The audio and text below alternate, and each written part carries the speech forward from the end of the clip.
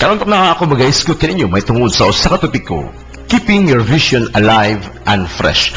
Kini nga mensahe nagahisgot kini may tungod sa unsa ka importante gayud alang kanato mga Kristohanon nga ato ang i-maintain kanunay ang atong pananaawon diha sa papangalagad sa Ginoo. And this would involve our corporate vision. Ingon nga usa ka lawas ni Ginoong Hesus o usab mahitungod kini usab ang personal nga pananaw ingon nga individual members of the body of Christ. Matag usa kanato gitagaan og pagtuo sa Dios. We have a measure of faith from God, and this measure encompasses the vision God has given to us as individual members of His body. Matag pa sa Romans chapter 12 verse 3 to 5 nagaingon, "For I say through the grace given to me, to everyone who is among you, not to think of himself more highly than he ought to think, but to think soberly, as God has dealt to each one a measure of faith.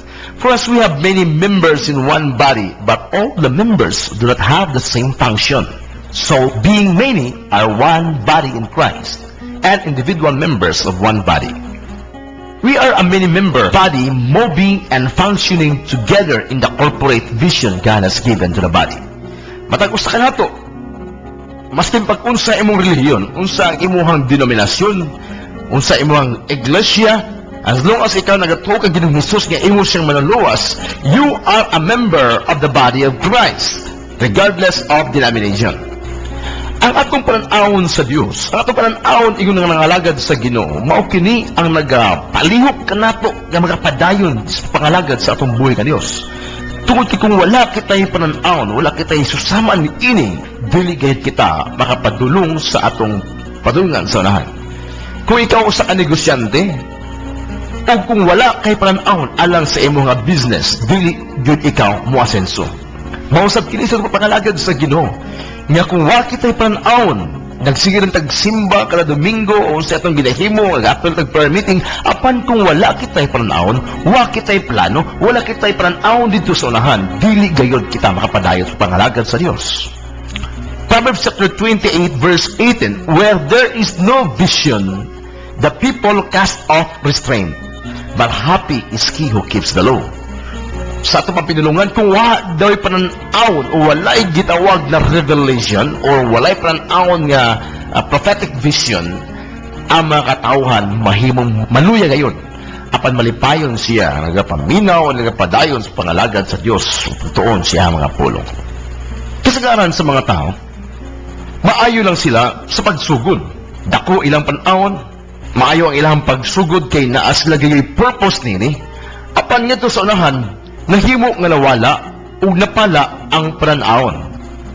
Ug mahitabo dili gayud ikaw makasugakon sa unahan. Sa Acts chapter 15 verse 36, nagaingon, "Let us go back and visit our brethren in every city where we have preached the word of the Lord and see how they are doing." Si Pablo nagahisgot may tungod sa iyang burden ug sa iyang responsibilidad diha sa Ginoo. Ingon niya kabahin kini sa overall vision o sa purpose sa Dios sa iyahang kinabuhi.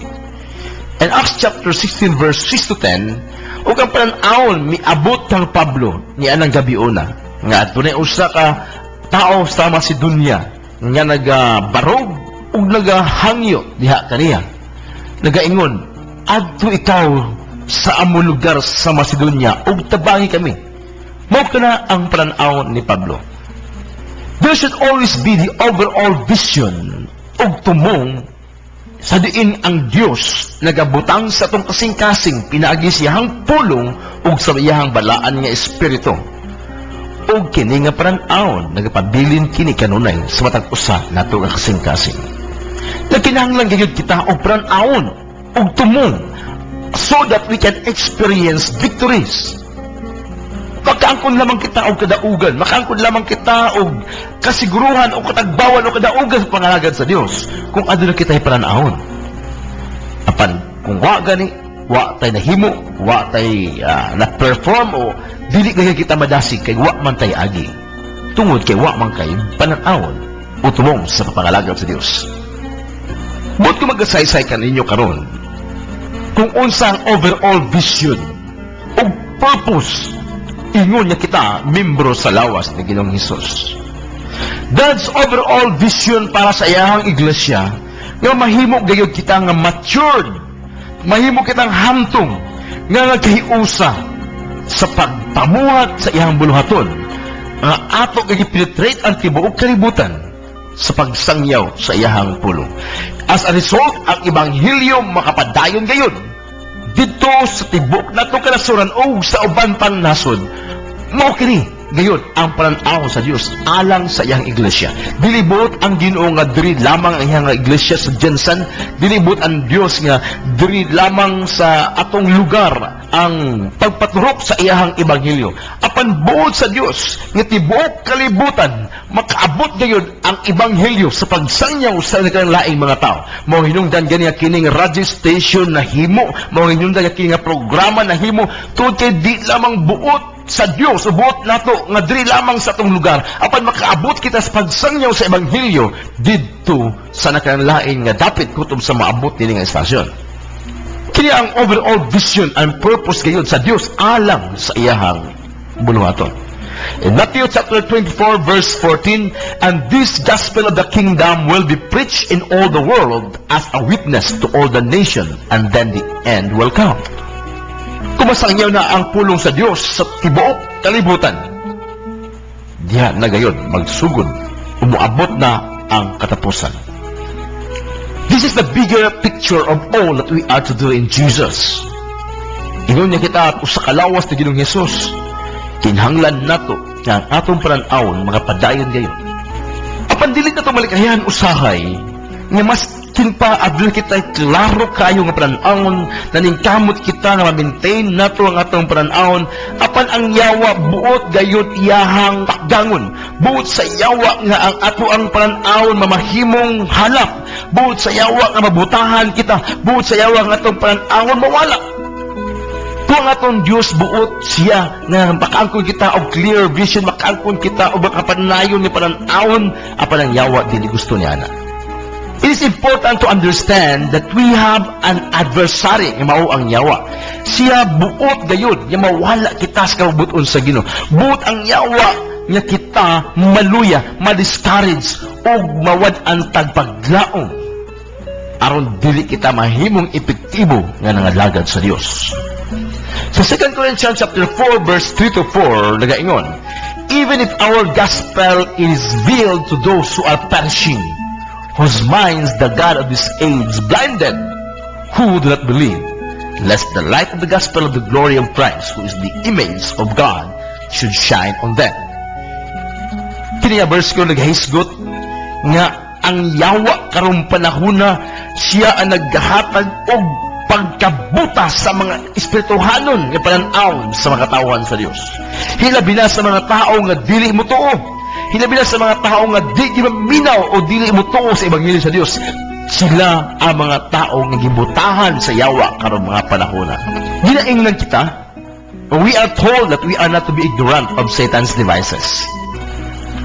Matagpas sa 2 Corinthians chapter 2 verse 11. Mabantay gayud kita aron dili kita mailad sa yawa. But gayud sa yawa, nga tintalon ug iyahang butaan ang atong mga panawon. Daghang pamaagi ang atong kaaway aron mawala ang ato ang maayong panawon nga nangalagad sa Dios. Unang butang nga ginatira sa yawa kanato nga mawala ang atong panawon mao kini unrepented sin. Kining mga salang ginagmay nga wa nato mahinulsolan mo kanay buhaton o himuon sa yawa nga pamaagi aron ang atong mga papangalagad sa Dios, aron ang atong pananawon maitom og di na gyud maklaro og mo hinungdan nga di kita kapadayon sa unahan.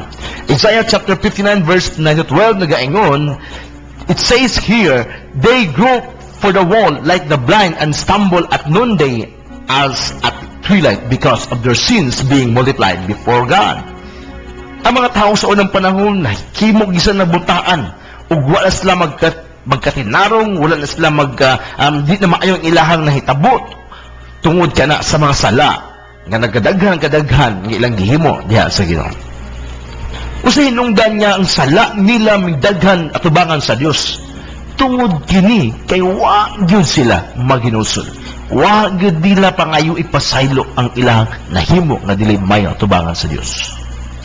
Kaya sa Dios ang pagpasaylo kanimo. Kaya sa Dios ang pagpasaylo ang atong tanan kung moduol kita. Apan lagi kay usay kumpiyansa kita.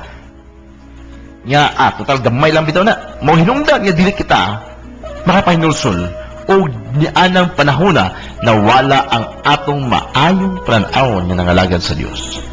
Mga igsoon, buot sa Dios nga kanunay kita maginulsol sa atong mga sala. Acts chapter 3 verse 19. Pag ginulsol, repent therefore and be converted.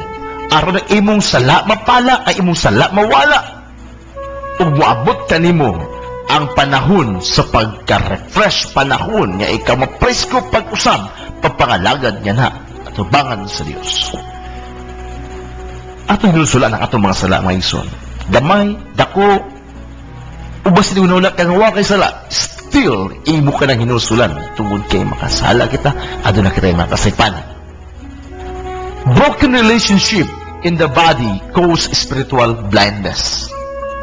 Ang walay pagkamaayong nga relasyon sa imong igsuon sa kaubanan sa iglesia, mao kanay makapahimo kanato nga mabutahan spiritually. When we allow offenses from a brother or sister to turn to bitterness rather than dealing with it and forgiving one another, we open ourselves up to the devices of the devil.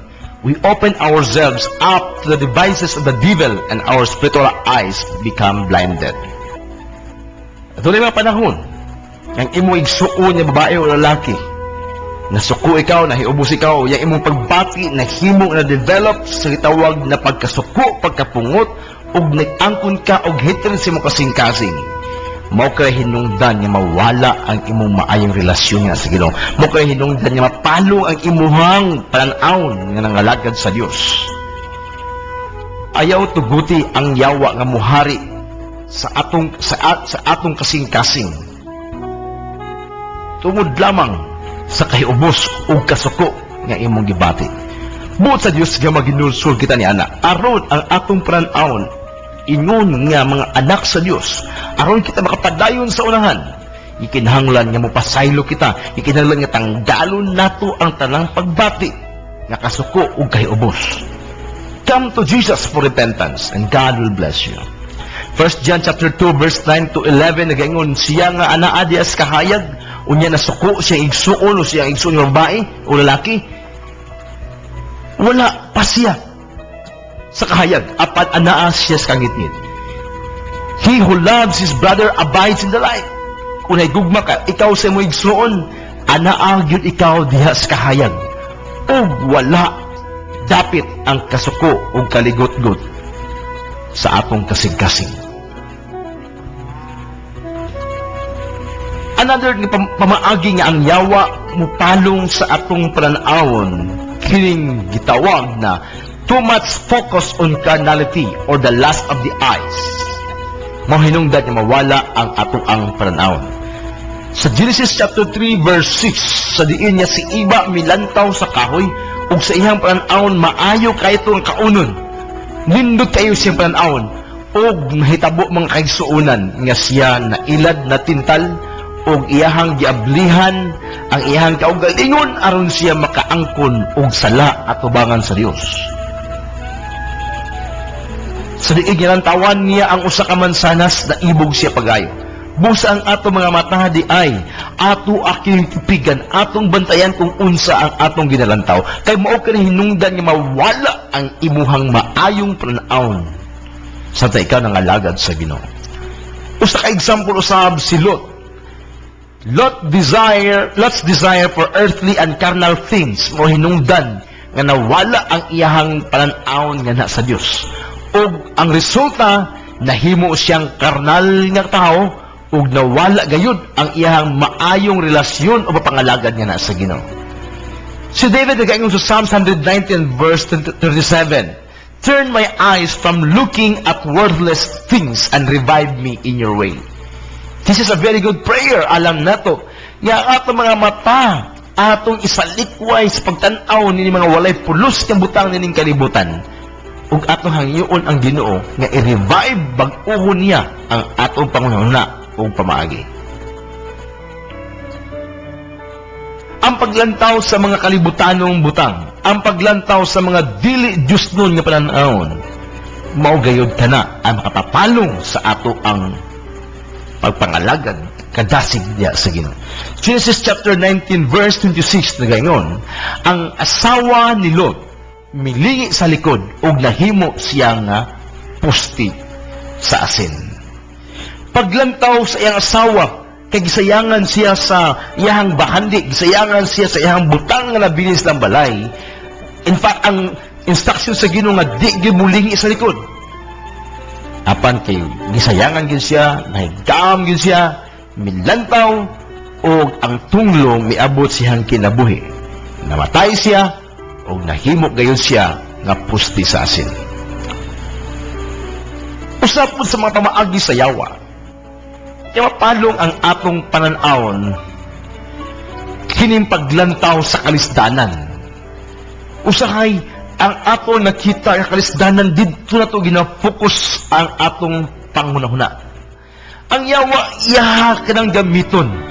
Nga i-focus na ito ang atong pananawon sa mga kalisdanan. Magsigitag kaguol tungod kay pigado kita. Mga igsuon, dili nato lantawon kung unsa man ang atong kahintang karong panahon. Kung anaa man kita sa kapigaduhan, kung anaa man kita sa kapigaduhon, ayaw kana gayud lantawa. Tungod kay ang Biblia nagaingon nga lantawon lamang nato ang atong Dios. Ang atong Ginoo mas dako pa sa atong problema. Ang atong Ginoo mas dako pa sa ato ang mga panginahanglan. Kaya sa Dios nga i-provide ayong panginahanglan. Kinahanglan lamang nato nga musalig ug mutuo kita kaniya. Undangon nato pagtan-aw sa mga kalisdanan. Tuod kay mao kana ang gamiton sa yawa aron mabuta kita. Sa Numbers chapter 13 verse 27 to 33, ang katong mga spies ang gipadala dito sa lugar sa Kanaan, sa paglantaw nila, ang uban sa ilaha kaingon nga pertindag kuas tong kaaway. Perti di gila ni makaya kay armado sila. Kita mugbo ta mga tao. Unya sa ilang paglantaw mga igsuon sa kalisod nga ilang labangon, na discourage ang pipila kanila. Mingon sila nga di gid nato kaya musulod sa lugar sa Kanaan, di nato maangkon ang gisaad sa Dios alang kanato. Mahinungdan nga sila na discourage tungod kay ilang gilantaw ang kalisdanan, ilang gilantaw ang problema. Apan salamat kang Joshua o kang Caleb nga sila lamang duha ang adun na gayoy maayo nga pananawon, na sila right focus o ang ilang focus makaigsuunan nga kaya gayud tabangan sila sa Dios, kaya nila buntugon ang ilang mga kaaway, kaya nila nga musulod sa lugar sa Kanaan, sa lugar sa diin gisaad sa Ginoo alang kanila. Ug tungod din duha ka mga tao, si Joshua ug si Caleb, sila mao hinungdan nga nakasulod ang nasod sa Israel didto sa lugar sa Kanaan. Mga igsoon, atong lantahon ang mga tao kaniadto. Sikin sa katong mga tao nga ang ilang ginalantaw kapigaduhon, ang ilang ginalantaw kalisdanan, ang ilang ginalantaw problema. Usbon ko, ang atong Dios mas dako pa kaysa atong mga problema. Kaya sa Dios sulbaron ang imong panginahanglan. Kaya sa Dios ayungon ang imong balatian. Kaya sa Dios i-provide ang imong kinahanglan karong adlaw. Kaya sa Dios bayaran ang imong mga utang. Kaya sa Dios nga i-provide ang imong pagkaon. Kaya sa Dios nga imong sinina ang kinahanglan ihatag niya kana alang kanimo. Mga igsuon ang aton Diyos nagaingon sa Matthew chapter 6 verse 33, ya kung ato lamang unahon ang iyahang gingarian o ang iyahang pagkamatarong. Klaro kayo, kung imong unahon lamang ang iyahang gingarian o pagkamatarong, ang imong panginahanglan iyahang ihatag ganha kanino. Iyong pa ni David, gikan sa kong pagkabata hangtod karon nga naghamtong nako, wa ko'y nakita nga mga taong matarong nga nagagutom, wa ko'y nakita nga mga taong matarong nga napasmo na mga tay sa kagutom o sa kalisdanan. Tungod kay ang Diyos dili makatanaw sa iyang mga katawhan nga naglisod. Buot sa Ginoong panalangin ka. Ug ayaw lantawa ang kapigaduhon, ayaw lantawa ang problema, apan tan-awa ang Dios nga dako sa imong kinabuhi. Have faith in God, siya magatagbo sa imuhang mga panginahanglan. Matthew chapter 14 verse 29 to 30. Sa diin nga si Pedro nagplano umihangyo ang Ginoong Hesus nga mulakaw diya sa tubig. Pagkakita niya ang Ginoong Hesus sa unahan nga nagalakaw-lakaw sa tubig, ningon siya, Ginoong Hesus, pwede ba ko makaadto diya sa imo? Sa diin niya si Ginoong Hesus nakadug, mingon siya, duol Pedro, kay makahimo ka sa pagduol nga rin kanako. Sa diin mga igsoon, si Pedro dadali og naog sa bangka, o bidagan siya, milakaw siya, padulong ang Ginoong Hesus, tinuod man, nakalakaw siya sa tubig. Apan sa diin nga iya, nakita ang balod, nakita niya ang hangin o ang balod, yung dagko kayo muhampak sa iya, hingkarit siya unlod. Kini nga passage na gaisgot lamang. Nga normal sa tuang makristohanon nga, doon na kita'y kapikaduhon. Normal kanato maabot ang kalisdanan balatian. Apan dili nato lantawon kay si Ginoong Hesus nagaingon, duol nga rin kanako lakaw, duol nga rin kanako ayaw tanaw sa imong kilid, ayaw tanaw sa imong walaw to. Just look unto me, kay niya ako nagapaabot kanimo. Ato yung duman mga igsoon, niya ang atong Ginoo nagalantaw, nagauban, ug buot siya mong panalangin gayon sa imuhang kinabuhi. Now, unsa may angay natong buhaton aron ang atong pananawon sa Dios mamahimo nga alive and fresh sa kanunay. Atong bantayan ang pamaagi sa yawa. Di kita magpailad sa limbong sa yawa. Adunay mga butang nga ginahimo niya sa tuang kinabuhi aron ma-discourage kita. Ayaw lantawa ang kapikaduhon. Ayaw lantawa ang imuhang problema. Ayaw lantawa ang imong balakian. Apan, lantawa kanunay ang Diyos. Sa laing bahin po mga igsuon, ayaw lantawa ang mga butang nga naangkon nimo. Ayaw lantawa ang imuhang accomplishment. Kay maog ka na hinungdan nga makapasigarbo ka sa imong kasing-kasing o mawala usab ang imong pananawon nganha sa pangalagad sa Dios. Ayaw lang tawa ang kadaghan sa imuhang bahandi. Ayaw lang tawa ang kadaghan sa imong kwata, sa imong pitaka, sa imong bulsa o sa imong bangko. But instead, himuon nimo nga kanang imong bahandi itabang sa buluhaton sa Dios aron sa pagsangyaw siya mga pulong, aron sa pagwali sa ebanghelyo ngadto sa laing lugar, sa pagsuporta sa nagasangyaw sa pulong sa Ginoo. Ayaw lang tawa ang karuhay nga imong naangkon. Kay usahay mao kana hinungdan nga mawala imuhang paranawon nga na sa Dios. Just look unto Jesus. Siya lamang ang tag-iya sa tanan. 2 Corinthians chapter 13 verse 14 nagayon, ang grasya ni Ginoong Hesus ug ang gugma sa Dios ug ang pakig-uban sa balaan nga espiritu maanaa kayon alang kaninyong tanan. Igul kita nangalagad sa Ginoo, aduna kita'y dakong pananawon sa unahan. Mutubo gayud kita kung aduna kita'y mga damgo, aduna kita'y mga plano. Ang mga tao nga miasenso, ang mga tao nga nagsaksid sa ilahang papangalagad, sa ilahang mga ginahimo, sila ang mga tao nga adunay dagkong mga plano, adunay dagkong mga bisyon, ug ilaha kanang gihimo silang kinabuhi, ug mao'y hinungdan nga nahimo silang successful. Usa ka successful businessman nagaingon, ang sikreto nako nga miasenso ko tungod kay aduna ko'y dakong plano sa ako ang negosyo. Karon, buot nako nga ibilin sa inyo nga karon. Buot ba ikaw nga moasenso mga lagad sa Ginoo? Buot ba ikaw nga makasulod sa lugar sa kanaan nga gisaad sa Ginoo? Pagplano, abligi may mga espirituhanong mata sa paglantaw sa mga butang nga naa sa unahan nga ginahatag o giandam sa Ginoo nga ri kanato.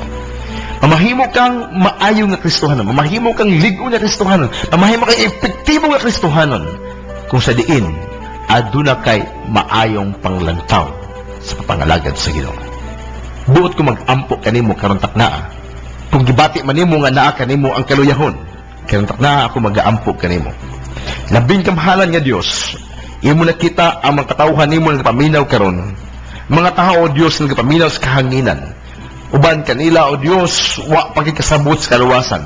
Apan karon takna ako nagaampo kanimo nga ihatag kanila ang kamag-uhan, pagsabot, pag-intendi sa kaluwasan nga ikaw lamang ang makahatag niini. Ginoo ka doon na mapipilaha ka makaigsuunan karon nga anaa sa discouragement. Pilagi sa imong pulong karon makahatag kini kalig-on kanila. Kung ano naman sa makatawhan nimo karon nga anaa sa kaluyahon, anaa sila Lord sa ubos nga papangalaga niya na kanimo. Right now I pray ang imong bala nga espiritu magatandog o magahikap sa ilahang matag usa kasing-kasing. In the name of Jesus, in the name of Jesus, Lord God, salamat sa mga panalangin, salamat sa mga espirituhanong panalangin, maskin pa sa mga financial ikinahanglan sa imong katawan imong i-provide kini. O doon naman kanamo Ginoo nga doon mga balatian. In the name of Jesus, matag balatian karon nga naa sa makalawasan. Ako naga-claim og kaayuhan alang kanimo. Every sicknesses, ako itong gihinginlan mga sakit. Laing balatian karon. In the name of Jesus, be healed in the name of Jesus. God bless you.